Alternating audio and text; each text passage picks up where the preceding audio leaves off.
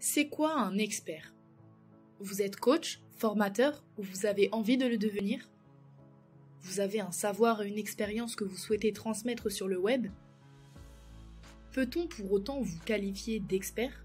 Nous associons couramment le mot expert aux savants ou aux spécialistes réputés dans son domaine d'activité.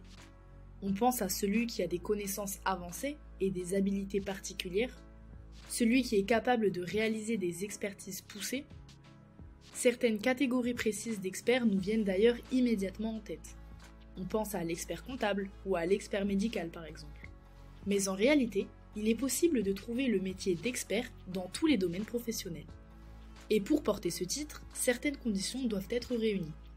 Alors, peut-on vous considérer comme tel? Bonjour à tous, je suis Léa de LearnyBox et je suis moi-même une infopreneuse qui gagne sa vie grâce à cet outil complet qu'est LearnyBox. Si vous voulez découvrir la plateforme pour vous lancer et commencer à gagner de l'argent sur le net, découvrez nos services grâce à la formule gratuite sur notre site internet. Un expert, c'est celui qui est reconnu comme tel. Il est communément dit que l'expert n'est pas celui qui se proclame comme tel. Ce serait avant tout celui qui est reconnu par ses pairs. En général, l'expert est décrit comme disposant d'une personnalité et d'un style unique. Sa crédibilité et son influence dans son milieu ne sont plus à démontrer. En gros, il est une référence dans son domaine et ses avis et conseils sont précieux. D'après Cierge-Henri Saint-Michel, consultant marketing, être expert serait une compétence rarement admise chez les autres et que l'on s'attribue facilement.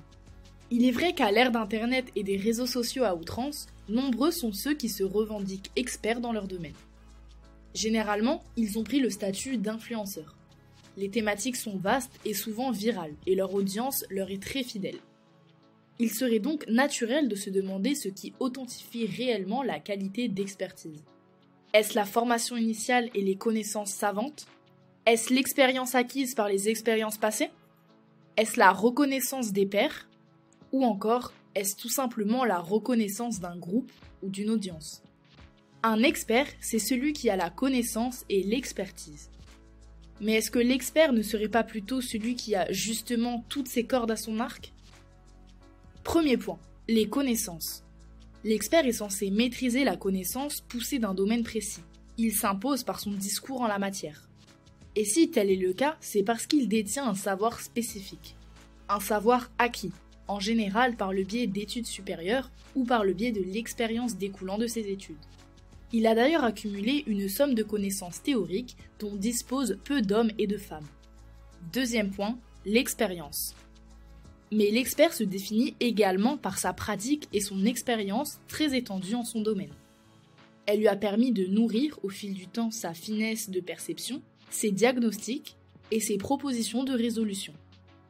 Étymologiquement, le terme expert vient du latin expertus, qui a fait ses preuves, venant lui-même de experiri, faire l'essai de. Un expert, c'est celui qui sait communiquer son savoir. Enfin, il est important de préciser que l'expert se caractérise aussi par sa capacité à rendre disponible aux autres un savoir de haut niveau.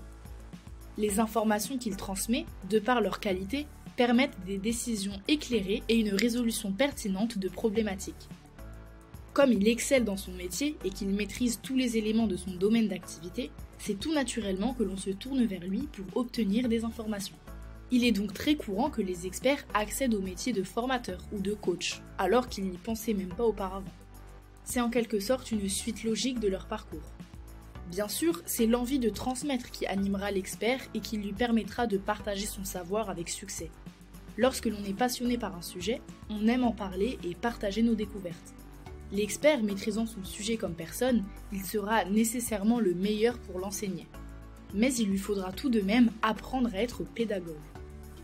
Vous en savez désormais davantage sur ce qui caractérise un expert. La définition est délicate car il n'existe pas d'études ou de diplôme spécifique pour le devenir. LearnyBox propose un essai gratuit jusqu'à faire vos 4 premières ventes. Il est temps de passer à l'action et de cliquer sur le lien dans la description pour vous aussi vous lancer dans l'aventure extraordinaire de LearnyBox. À bientôt chez LearnyBox.